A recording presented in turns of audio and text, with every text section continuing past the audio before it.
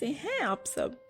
अगर आपको लगता है कि तंत्र मंत्र और अंधविश्वास के कारण बुराड़ी में 2018 में एक ही घर के 11 लोगों की लाश मिलने जितना भयानक कुछ और नहीं हो सकता, तो आप गलत हैं। जी हाँ दोस्तों, आज की कहानी बुराड़ी में घटित डरावनी घटना से भी ज्यादा भयानक और रहस्यमयी है। कैसे एक गोल्ड मेडलिस्ट माँ अपनी बेटियों की कातिल बन गई, कैसे एक पढ़ा लिखा पिता बेटियों का काल बन गया, कैसे तंत्र मंत्र और काला जादू पर अंधविश्वास ने एक भयानक कांड को अंजाम दिया, आज की कहानी में देखिएगा। नमस्कार दोस्तों, मैं उमा स्वागत करती हूँ आपका अपने चैनल यूसी मिरर पर। इस कहानी को सुनाने का उद्देश्य किसी की भावनाओं को ठेस पहुँचाना नहीं है। चलिए चलते हैं आज की कहानी की ओर।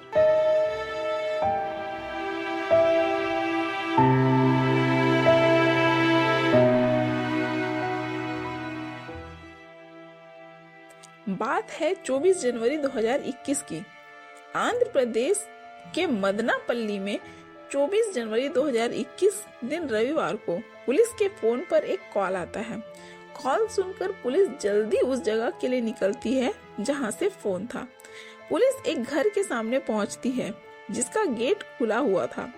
पड़ोसी की शिकायत पर पुलिस वहां पहुंची थी। अब पुलिस उस घर में घुसती है जहां पुलिस वाले अपनी जिंदगी के सबसे ज्यादा भयभीत करने वाले, सबसे ज्यादा डरावने क्राइम सीन को देखने वाले थे। वो अंदर घुसते हैं और देखते हैं कि परिवार का मुखिया पुरुषोत्तम नायडू सोफे पर बैठा है और कुछ मंत्रों का जाप कर रहा है। थोड़ा और अंदर जाने पर पुरुषोत्तम की पत्नी पद्मजा दिखती है, जो दीवार से बातें कर रही थी और हंसे जा रही थी। वो पुलिस वालों को देखती है और अपनी उंगली से एक तरफ इशारा करती है। पुलिस वाले उसके दिखाए गए कमरे की तरफ जाते हैं। कमरे में दाखिल होते ही सबके रोंगटे खड़े हो जाते हैं।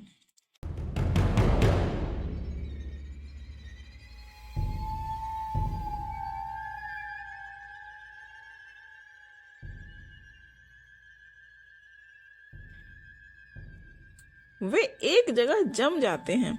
कमरे में चारों तरफ रक्त ही रक्त फैला था और उस रक्त के बीच एक शव पड़ा हुआ था जो पूरी तरह से नग्न था। उसके पेट में एक त्रिशूल गड़ा हुआ था। वह एक लड़की का शव था। यह लड़की थी पुरुषोत्तम की बड़ी बेटी आलेख्या। पुलिस वाले ये सब देखकर पद्मजा के पास जाते हैं। पद्मजा पुलिस वालों पर जोर जोर से चिल्लाने लगती है। पुलिस वाले वहां पर एक फैमिली फोटो देखते हैं। फिर उन्हें पता चलता है कि इनके 2 बच्चे हैं, 2 बेटियां। एक बेटी की लाश पुलिस को मिल चुकी थी, अब तलाश थी दूसरी बेटी की।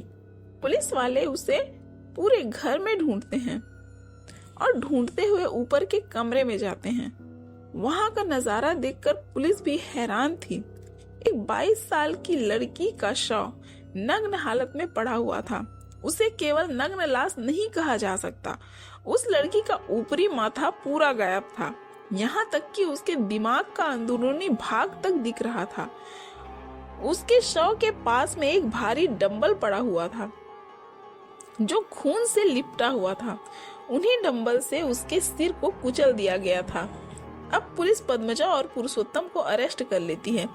पद्मजा एक ही बात की रट लगा कर रखती है कि वह ही शिव भगवान है। उस समय कोविड का समय चल रहा था और पुलिस पद्मजा को कोरोना टेस्ट के लिए लेके जाती है। कोरोना टेस्ट में जाते हुए भी वह एक ही बात बोल रही थी। वह बार बार बोल रही थी कि कोरोना उसी के शरीर से निकला है, इसलिए कोरोना उसे कभी प्रभावित नहीं कर सकता, क्योंकि वह एक भगवान है। శివ బాడీ పార్టికల్ నుంచే కరోనా వచ్చింది. ఈ కలి సంహార చేసేటప్పుడు మిగిలిన చెత్త ఉంది కదా, ఆ దులపడానికే నేను కరోనా వైరస్ ని నా బాడీ పార్టికల్ నుంచే పంపించాను. చైనా నుంచి రాలేదు. जैसे तैसे टेस्ट कराने के बाद पुलिस उसे वहां से लेके जाती है और पूछताछ शुरू करती है। पुलिस को कोई अंदाजा ही नहीं था कि ये एक अत्यंत रहस्यमयी, डरावनी और भयानक कहानी की शुरुआत है। कहानी में आगे बढ़ने से पहले इस परिवार के बारे में जान लेते हैं।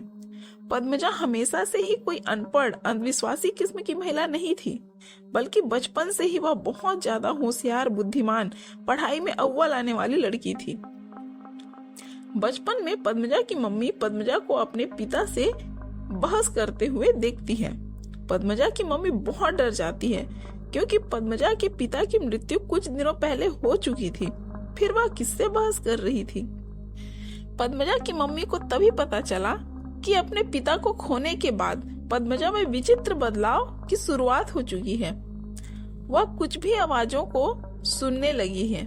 उसे अपने पिता कई बार चलते हुए दिखाई देते थे। वह उनसे बातें भी करती रहती थी, पर समय बीतने के साथ यह धीरे धीरे कम होने लगता है और पद्मजा पढ़ाई में बहुत होशियार थी।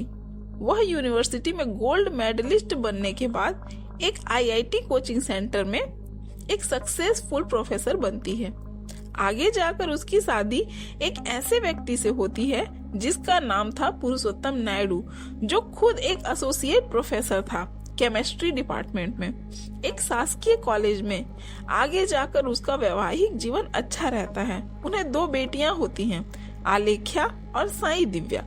उनकी बड़ी बेटी आलेख्या अपना MBA पूरा करके सिविल सर्विसेज की तैयारी करने में लग जाती है और उनकी छोटी बेटी साई दिव्या अपना BBA पूरा करके संगीत में रुचि लेती है और AR रहमान संगीत कॉलेज में एडमिशन ले लेती है। साई दिव्या घर में सबसे अलग थी। उसे अपनी माँ पद्मजा से बुद्धिमत्ता के अलावा और भी चीजें मिली थी। एक दिन जब साई दिव्या 10 साल की थी, तब उनकी फैमिली एक जगह पार्टी अटेंड करके वापस आई थी। साई दिव्या और उसकी माँ पद्मजा एक ही कमरे में सोते थे। अचानक जब रात में पद्मजा की आंखें खुलती हैं, तब वह देखती है कि उनकी 10 साल की बेटी साई दिव्या सो नहीं रही, बल्कि बिस्तर पर बैठी है और हंसे जा रही है। पद्मजा ये सब देखकर डर जाती है। दिमागी बीमारी उनके पूरे परिवार में चल रही थी। पद्मजा के पिता, जिनकी मृत्यु हो गई थी, वो खुद 20 साल से दिमागी बीमारी से जूझ रहे थे। ऐसा ही हाल पद्मजा का और अब उनकी बेटी का था। ये तो थी पद्मजा के परिवार का इतिहास। अब जब दोनों बेटियों की हत्या हो चुकी थी, पुलिस उनसे पूछताछ कर रही थी। पुलिस वाले जब पूछते हैं कि उनकी बेटियों को किसने मारा, तो पद्मजा कहती है उनकी बेटियां तो अभी जिंदा हैं। पुलिस वाले यह सुनकर दंग रह जाते हैं। वह पुलिस वालों पर जोर जोर से चिल्लाती है कि उनके हस्तक्षेप करने की वजह से यह अनुष्ठान पूरा नहीं हो पाया। उन माता पिता को स्वयं को भी मारना था, फिर ये अनुष्ठान पूरा होता। फिर पद्मजा ने बताया कि उसने अपनी बेटियों के सिर्फ शरीर का अंत किया है, जो इस कलयुग का शरीर था। इस अनुष्ठान के एक दिन बाद यानी 25 जनवरी को सतयुग आने वाला था और 25 जनवरी को उनकी आत्मा सतयुग में चली जाएगी और वह फिर से वापस जिंदा हो जाएंगी। पद्मजा ने बताया कि उनकी बेटियां मरने के 1 घंटे बाद तक जिंदा थीं और अगर पुलिस वाले बीच में नहीं आते तो वे पूरी तरह से जिंदा हो जाती। जब पुलिस वाले ने पूछा उसने ऐसा क्यों किया, तो पद्मजा ने कहा उसकी छोटी बेटी दिव्या के अंदर बुरी आत्मा का वास था। पद्मजा का पति भी इस बात से पूरी तरह से सहमत होता है और कहता है कि उनकी बेटियां अब पूरी तरह से शुद्ध हैं और दूर दूर तक उनके अंदर कोई भी बुरी आत्मा नहीं आ सकती। पुरुषोत्तम नायडू इस कत्ल के बारे में एक और घिनौना सच उजागर करता है कि पुलिस को आलेख्या की जीभ कभी नहीं मिलेगी, क्योंकि पद्मजा अपनी बड़ी बेटी आलेख्या की जीभ को काटकर खा गई है। पड़ोसियों ने पुलिस वालों को बताया कि इनके पास एक पालतू कुत्ता भी था, जो अब नहीं दिख रहा है। यहाँ पति और पत्नी दोनों ही दिमागी रूप से बीमार थे। ये एक शेयर्ड साइकोटिक डिसऑर्डर या शेयर्ड डिल्यूशन डिसऑर्डर का एक भयानक केस था। यह वही दिमागी बीमारी है जो बुराड़ी वाले केस में देखी गई थी। इस बीमारी में परिवार के कुछ लोग आपस में कुछ इल्यूजन या कुछ साइकोसिस शेयर करते हैं और वो लोग उसकी चपेट में आ जाते हैं। अब पुलिस को इस शेयर्ड साइकोटिक्स का मुख्य कारण जानना था। इस कारण पुलिस ने पूरे परिवार का सोशल मीडिया अकाउंट खंगालना शुरू किया और उन्हें पता चला कि 3 दिन पहले 21 जून को इंस्टाग्राम अकाउंट पर एक स्टोरी शेयर किया गया था। वह था शिवा इज कमिंग। ये इंस्टा पोस्ट देखकर पुलिस हिल जाती है, क्योंकि ये पोस्ट किए थे बड़ी बेटी आलेख्या ने। असल में बड़ी बेटी आलेख्या ही थी जिसने पूरे परिवार को साइकोसिक स्टेट में डाला था। मतलब उसे ही अजीब तरह की दिमागी बीमारी थी जिसे वह कुछ भी सोचती थी। इसलिए ही उसने ये स्टोरी डाला था कि शिवा इज कमिंग, शिव आ रहे हैं। असल में साई दिव्या, जो आलेख्या की छोटी बहन थी, वह हमेशा किसी न किसी ना दिखाई देने वाले शख्स से बातें किया करती थी, कुछ ना कुछ बड़बड़ाती रहती थी। साई दिव्या का मानना था कि कोई चुड़ैल या बुरी आत्मा उनके घर में वास करती है और उन्हीं के साथ ही रहती है। बड़ी बहन आलेख्या साई दिव्या की दिमागी बीमारी का इलाज तंत्र और मंत्र की दुनिया में ढूंढने लगी। जब वह 9th क्लास में थी, तब से वह बड़ी बेटी आलेख्या अपने आप में ही रहती थी। उसने अपने आसपास एक मनोवैज्ञानिक दुनिया बना ली थी। वह अपने माता पिता से ज्यादा बात भी नहीं करती थी। 2019 तक आलेख्या बिल्कुल ठीक थी, पर 2019 के आते ही जैसे ही कोविड आया, वह वही सब फिर से महसूस करने लगी। उसे अकेले रहना बहुत अच्छा लगता था। वह बाहरी दुनिया से एकदम अलग थलग हो गई। इस बीच वह बस किताबों में खोई रहती थी। पुलिस ने जब उन किताबों को देखा तो वो किताबें थोड़ी अलग ही थी। उसमें आत्मा, पुनर्जन्म, स्वर्ग, नर्क आदि के बारे में बातें लिखी थी। अब आलेख्या स्वयं को ही शिव भगवान मानने लगी थी। वह कहती थी कि उसकी छोटी बहन के शरीर में जो बुरी आत्मा है, वह ऐसे नहीं जाएगी। उसके लिए उसकी बहन के अभी के शरीर को खत्म करना पड़ेगा और दूसरी दुनिया में जाके ही उसका इलाज होगा। इस बीच वह अपने इंस्टाग्राम पर कई प्रकार की पोस्ट करती रहती है, कभी ओशो लवर बनकर, कभी अपने माथे में जटाओं जैसी जूड़ा बनाकर, कभी मेडिटेशन के बारे में पोस्ट करती रहती है। मर्डर से 4 दिन पहले वह अपना मानसिक संतुलन पूरी तरह से खो चुकी थी और इस समय पुरुषोत्तम का एक सहकर्मी उसके घर आता है और दरवाजा खटखटाता है और आलेख्या उसके लिए दरवाजा खोलती है। उस इंसान को बहुत ही अजीब फीलिंग आ रही थी। आलेख्या कुछ अजीब हरकतें कर रही थी, बहुत डरावनी फीलिंग थी वो। फिर आलेख्या उसको कहती है, तुम भगवान बुद्ध जैसे दिख रहे हो, मैं तुम्हें गले लगाना चाहती हूँ, मुझे अपने घर ले जाओ। वह आदमी यह सुनकर थोड़ा असहज हो जाता है और वहाँ से भाग जाता है। इस समय उसके घर के नौकर भी नहीं आ रहे थे। पड़ोसियों ने बताया कि इस समय उनके घर से बहुत तेज आवाजें आती थीं। हत्या के 3 दिन पहले पद्मजा देखती है कि उनका पालतू कुत्ता गायब है। पद्मजा को कुत्ते की तेज तेज आवाजें सुनाई देती है। वह आवाज की दिशा में जाती है।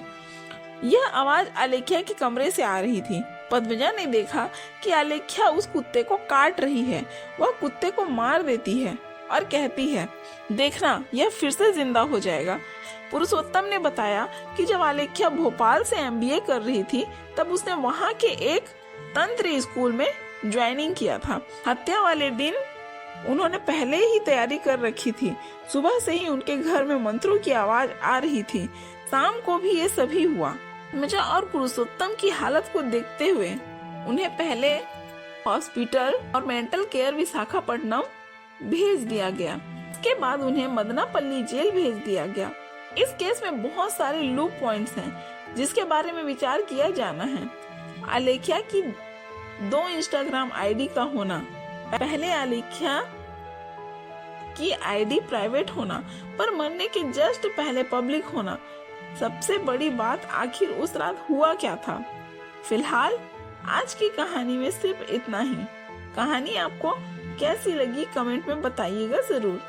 मेरे चैनल को सब्सक्राइब कर लीजिएगा, बेल आइकन को दबा लीजिएगा। मैं आपके लिए ऐसी ही सच्ची कहानियाँ लेकर आती रहूंगी। धन्यवाद।